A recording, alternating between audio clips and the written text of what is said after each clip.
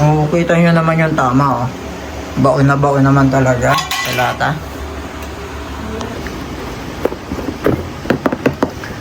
So meron tayo dito, WM brand, Glock 18 yan ha, dual mode na yan pag sinabing Glock 18, semi-auto at full auto. So ang color niya is black and brown, two-tone na siya. So pag sinabi naman talagang WE, made in Taiwan na yan. So kilalang kilala pagdating sa airsoft and alam naman natin yung quality na ito. So unbox na natin, WE yan ha. So meron na din ako dating Glock 18 na yung silver slide, yung kasahan, o silver chrome yung kasahan, yung ganun. Then yung magazine niya metal na rin. So makikita nyo naman, di ba? Meron na din siya nga pala. May extra grip, pampakapal ng grip in case na naninipisan pa kayo ng grip ng mismong unit natin. Yan pwede nyo i-install, nakakabit yan dito sa likod. Yan parang ganyan. Yan, nakakabit yan. So lagay natin yung pinaka magazine. So yung handle niya o yung pinaka grip, yan tan color na.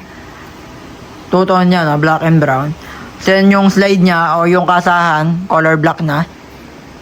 Made in Taiwan yan Then meron na din siya, ito yung switch niya para sa semi-auto. Yan, pagka nakataas semi-auto o single lang yung release ng bala. Then ito naman pag binaba nyo naman, yan pag binaba nyo magpo-full auto, mas mabilis yung release ng bala or rapid fire sa iba, yung tawag daw rat-rat. Meron na din siyang sight So meron na din siyang sight sa front sight tsaka sa rear sight. Yan pagka meron kayong tatargetin.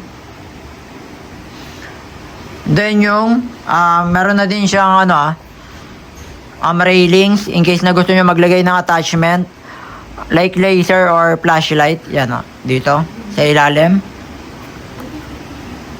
Solid naman talaga tong unit natin So check lang natin yung FPS check, then test pair na din. Quality naman yan mga sir Glock 18C.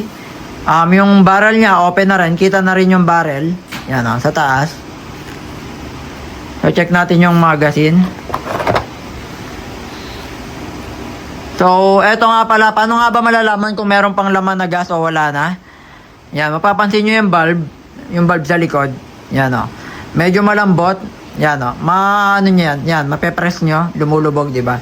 Ibig sabihin wala na siyang laman na gas. Wala pa siyang laman na gas. Bago naman kasi yung unit natin Then paano nga ba maglagay ng BB sa bala? Dito mga sara. Mamaya papakita ko rin sa inyo paano nga ba. Tetest pair natin to. Yan bababa nyo lang yan. Dito sa ilalim yung pagkarga. Yan sa ilalim. Pasigsag din to Then yung inlet valve nyan, kita ba? Yan. Yan medyo So ito yung inlet valve. Yan medyo kita na pag tinanggal yung takip. Yan So dyan natin kinoconnect yung green gas. Pagka magkakarga, ito yung inlet valve Halimbawa, ito yung pinaka green gas natin. So kakargaan natin yan. Diretso lang dapat mga sara. Ganyan magiging itsura nyan. So pagka kinarga nyo, diretso lang dapat. Konting push lang para magkarga ng green gas. Ulitin ko yung iba kasi madaling masira yung nila, inlet valve o yung pinaka magazine. Ito yung mga common mistakes.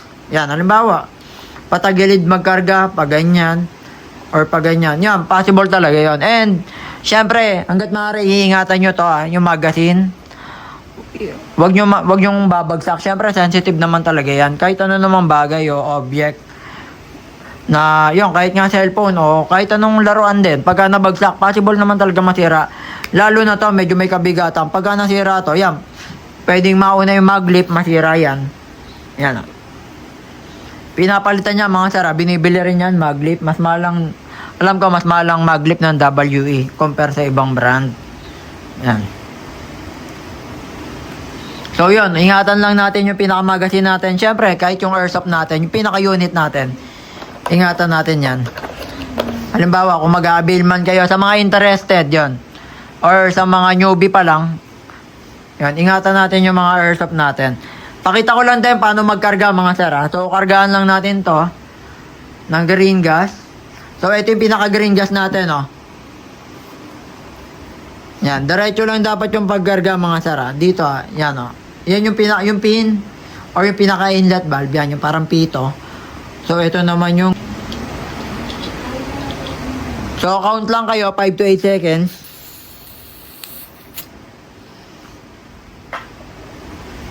So, saglit lang naman yon since test pair lang naman. Balik na natin yung takip mga sara. So, ito yung ano. So, balik lang natin. Pakita ko lang din paano maglagay ng BB sa obala. Gamit lang tayo ng 0.20. 0.20 na BB o grams yung bigat. So, yung tulad ng sinabi ko kanina, babaan nyo lang yung spring. Ayan, babaan nyo lang yan. Diba? So, capacity ng magazine natin, 25 yung BBs na pwede ilagay.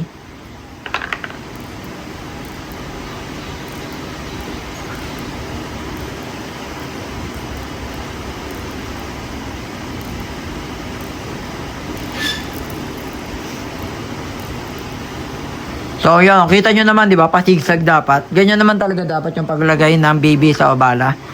So, balik lang natin sa pinaka-unit. So, safety reminder lang din.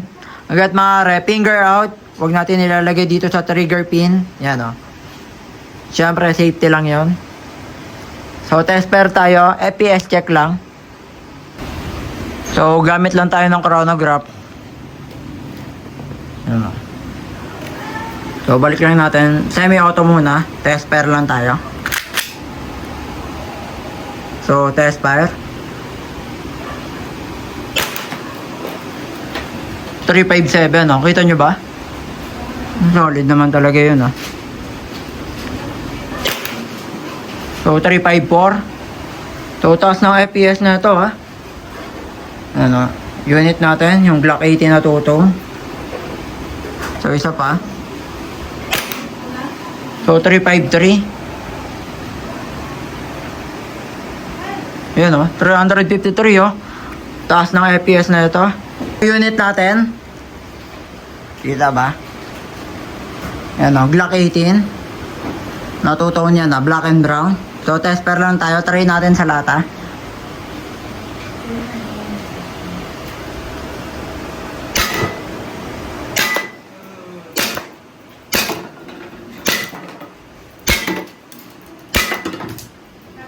So, yun yung semi-auto. Try naman natin yung full auto rapid fire. So, dinagdagan ko na ng BBs. Kasi nga, syempre, baka mabitin. So, full auto natin. O, yung rapid fire. Yung iba, tawag dito rat-rat. Try natin sa lata, ah. Yan, ah. Check nyo yung lata.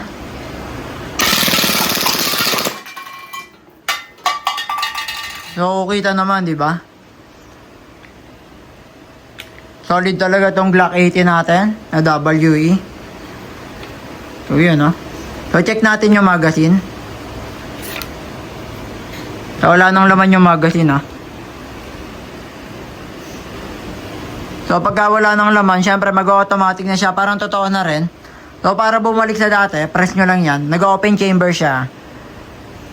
So, yun yung nozzle niya. Yan. Yan yung nagpupush, oh. Yung nozzle, kita ba? So, press nyo lang to, ito. So, balik na natin. Sa mga interested, pwede kayo mag-message sa Facebook page ko, Chris Airsoft Toys Cub. Sa mga gusto nga pala magpa-add ng magazine, yan, oh, nakalimutan ko lang sabihin to. Available pala yung magazine natin for, yan, oh, Glock 17 WM brand. So, pwede rin tong magazine na to sa double bell, ah. So, halimbawa, yan, ah. Ano yan, ah, pang Glock 18 tsaka pang Glock 17 tong magazine na to. So, message lang tayo sa mga interested, mga sir.